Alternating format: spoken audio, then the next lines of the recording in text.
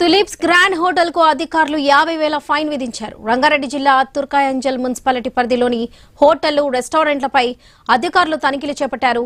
తుర్కాయంజల్లోని tulips grand హోటల్లో కుళ్లిపోయిన chicken, mutton seize చేశారు. పలు ఆహార పదార్థాలు నిల్వ ఉంచినట్లుగా గుర్తించారు. తడి, చెత్త, పొడి చెత్త విధానం పాటించట్లేదని అధికారులు తెలిపారు. కస్టమర్ల నుంచి ఫిర్యాదు రావడంతో తనిఖీలు చేశామని శానిటేషన్ అధికారి వనిత తెలిపారు.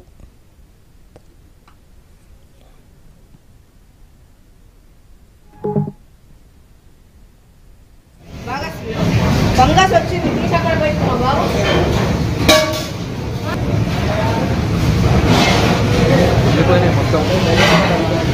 ఇదేంటి స్మెల్ వస్తుంది కదా, పెట్టుకుంటే